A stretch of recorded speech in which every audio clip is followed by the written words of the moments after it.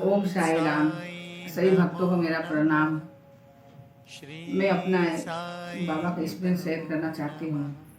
बहुत दिनों से मैं सोच रही थी कि मैं बाबा का अनुभव सभी भक्तों को शेयर करूँ, लेकिन ऐसा समय नहीं आया कि मैं शेयर कर सकूँ।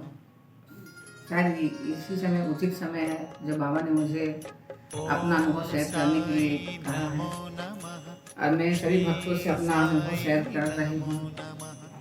कि ये उस समय की बात है जब मैं बाबा को जानती भी नहीं थी और ना मानती थी, और न अपना बाबा का प्रचार हुआ था।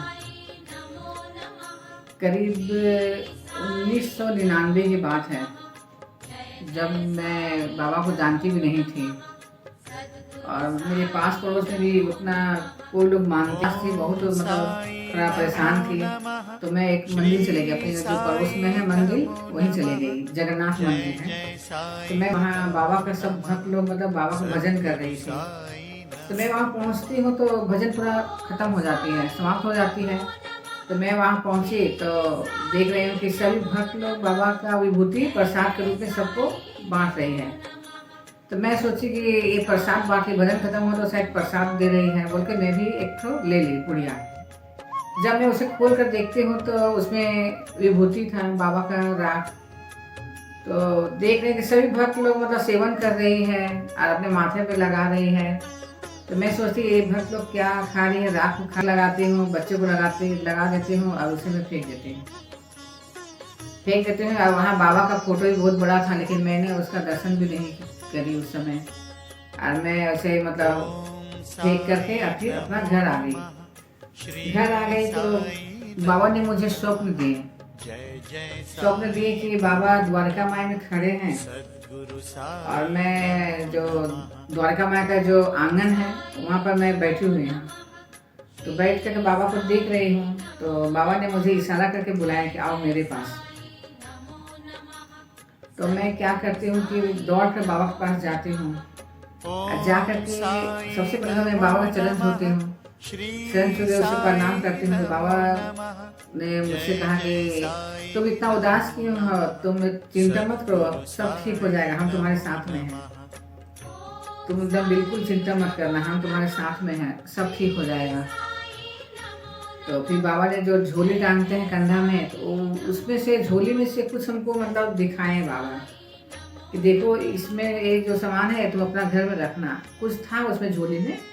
तो बाबा ने बोला कि ये अपना घर में रखना, देखना सब चीज़ ठीक हो जाएगा और बिल्कुल चिंता मत करना, हम सब तुम्हारे साथ में हैं, बिल्कुल टेंशन मत लेना, हम साथ में हैं तुम्हारे, सब ठीक होगा, सब अच्छा ही होगा, ऐसे बाबा ने कहे। तो फिर जाकर के मैं उठी सुबह तो देख रही सपना देख रही हूँ। तो मैं फिर ना मतलब इग्नोर कर दी उस सपना को। कहें तो उसमें तो मैं जानती नहीं थी बाबा को, ना भक्ति करती थी ना पूजा करती थी, कुछ भी नहीं करती थी। तो मैं उतना मतलब ध्यान नहीं दी स्वप्न में। एक दिन ऐसे हुआ कि मेरे पड़ोस में एक तो साउथ इंडियन है लेडीज। तो मैं उनसे पूछ रही थी कि साईं बाबा का मतलब मंदिर कहाँ है, बाबा कहाँ रहते हैं। तो वो बोले कि नहीं, शिरडी में बाबा रहते हैं और वो बहुत दूर है, वहाँ जल्दी कोई जा नहीं पाता, बहुत दूर है। तो मैं सोच रही थी कि थोड़ा उदास हो गई कि चलो अब इतना दूर है तो जाना तो पॉसिबल है नहीं, लोग नहीं जा पाएंगे। फिर कुछ दिन के बाद में मेरे हस्बैंड पास निकाले शिरडी का। फिर उसका एक स्टाफ है, दोनों स्टाफ मिल करके पास निकाले शिरडी का। तो फिर मुझे बताए घर आकर हम लोग शिरडी का पास निकाले हैं तो रजिस्ट्रेशन करवाना है। तो मैं भी बहुत खुश हो गई कि चलो शिरडी जा रहे हैं, लेकिन अपना स्वप्न के बारे में किसी को भी घर नहीं बताई थी। तो मैं क्या करती हूँ कि मेरे मम्मी पापा मेरी बहन उन लोग तीनों का भी टिकट करा देती हूँ। उन लोग तीनों होते हैं, हम लोग 5 लोग और एक जो स्टाफ है उन लोग 4 लोग थे, पूरा 10-11 लोग हम लोग सब मिलकर पूरा रिजर्वेशन करा लेते हैं, जाने का तैयारी कर लेते हैं। तो मेरे पिताजी का पैर में बहुत दर्द हो गया था, बहुत। तो एक कदम भी वो चलने नहीं पा रहे थे। तो बोले वो तो टाटा में रहते हैं, जमशेदपुर में। तो बोले कि देखो हम तो नहीं जा पाएंगे, मेरा बहुत पैर का दर्द, सब एक कदम भी चल नहीं पा रहे हैं, तो हम नहीं जा पाएंगे, तो तुम लोग सब जा कर के आ जाओ। तो फिर मैं बोली कि नहीं, हम लोग एसी में टिकट कराए हैं तो चलिए। आराम से सो करके जाएंगे, कुछ नहीं होगा, सब अच्छा से हो जाएगा, चलिए बोलकर। तो मैं किसी भी तरह बोल करके मेरे पिताजी, मेरे मम्मी या मेरे बहन को, सभी को हम लोग मिलकर गए तो वहाँ ऊपर गाँव में उतरे। ऊपर गाँव में उतर के फिर हम लोग वहाँ पे सीढ़ी जाने के लिए एक गाड़ी बुक की। गाड़ी बुक करने के बाद में हम लोग सब बैठे हैं गाड़ी में। तो जैसे जैसे हम लोग सीढ़ी घुस रहे हैं वैसे से मेरे पिताजी का जो पैर का जो दर्द था ना वो पूरा ठीक होता जा रहा है। तो मेरे पिताजी मेरे बगल में बैठे हुए थे तो बोल रहे कि देखो ना मेरा पैर का दर्द पूरा ठीक हो रहा है। जैसे जैसे हम लोग सीढ़ी की ओर जा रहे हैं वैसे वैसे पैर का दर्द ठीक होता जा रहा है।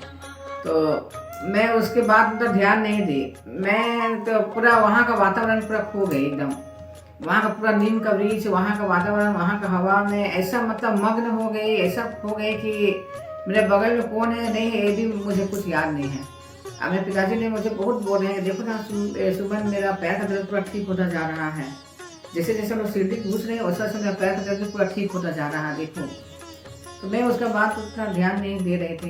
तो फिर हम लोग किसी भी जगह पहुँच गए सीढ़ी। पहुँचने के बाद में वहाँ जब हम लोग गाड़ी से उतरने के बाद फिर बोले जानती है जैसे जैसे हम लोग सीढ़ी घुस रहे हैं ना वैसे मेरा पैर का दर्द पूरा ठीक होता जा रहा था। देखो मेरा पैर का दर्द पूरा ठीक हो गया, अब पूरा अच्छा से चलने लग गए। जो कि तब चलने में पूरा बहुत दिक्कत हो रहा था, एक कदम चल नहीं पा रहे थे ठीक से। अब पूरा अच्छा से कदम चलने लगे। फिर हम लोग वहाँ पहली बार गए थे तो हम लोग उतना पता नहीं था कहाँ रुकता है नहीं रुकता है। तो हम लोग भक्ति निवास से गए, वहाँ पर हम लोग रूम ले करके फिर वहाँ हम लोग रहे 2 दिन। तो वहाँ रहे तो दूसरा दिन हम लोग नहा धोकर सब बाबा का दर्शन के लिए निकले। पहले हम लोग समाधि मंदिर गए, वहाँ मेरे पिताजी बहुत मतलब जय जयकार कर करके पूरा लाइन में पूरा जय जयकार कर करके बहुत खुशी से बाबा का दर्शन किए। हम लोग भी दर्शन किए। पहली बार गए तो उतना भक्ति तो था नहीं, ना जानते भी नहीं थे उतना। तो जैसे अपना घूमने का पर्पज से हम लोग गए थे तो अपना घूम फिर करके फिर हम लोग दूसरा दिन फिर हम लोग द्वारका माई गए। तो हम अपना स्वप्न की बात किसी को बताए नहीं थे घर में कि हम ऐसे भी स्वप्न देखे थे। तो मैं सोच रही थी कि नहीं बाबा जो मुझे सपने में दिए थे दर्शन द्वारका माई का वैसा पूरा है कि नहीं द्वारका माई, ये मुझे जानना था। तो जब मैं द्वारका माई में गई तो मुझे पूरा वैसे ही दिखा जैसे मैं स्वप्न में देखी थी द्वारका माई, पूरा वैसे ही था। और फिर उसके बाद फिर हम लोग घूम फिर कर पूरा सब जगह घूमे। मेरे पिताजी का भी पूरा दर्द एकदम बिल्कुल पूरा ठीक हो गया, पूरा नामो निशाने का दर्द था, पूरा अच्छा से घूम फिर रहे हैं। फिर 3-4 दिन हम वहाँ रहे, सब नासिक अहमदनगर सब जगह घूमे, सिग्नापुर पूरा अच्छा से खुशी से घूम फिर करके हम लोग घर आए। तो फिर उसी समय से बाबा का थोड़ा मतलब भक्ति में हम लोग उतर आए। बाबा को पूजा करना, भक्ति करना, बाबा के बारे में जानना, साई चरित्र पढ़ना, ये सब उसी समय से बाबा की ओर मेरा यात्रा शुरू हो गया। तो मैं बाबा को बहुत बहुत धन्यवाद करना चाहती हूँ कि बाबा मुझे अपने भक्ति के लिए चुने हैं। अब मैं ऐसे ही आगे भी बाबा का भक्ति या बाबा का अनुभव सभी को बताऊँ, सभी से शेयर करूँ, ताकि जो बाबा को नहीं मानते हैं वो भी मानने लगे, बाबा का भक्ति करें, बाबा का बताया हुआ रास्ता में चले। बाबा का जितना भी धन्यवाद करूँ वो बहुत कम है। अब मेरा ये पहला अनुभव है, ये मेरा पहला यात्रा है बाबा की ओर जाने का। आगे का इसमें मैं और आगे अनुभव शेयर करूँगी। इतना बोलकर मैं अपनी वाणी को विश्राम देती हूँ। जय साई।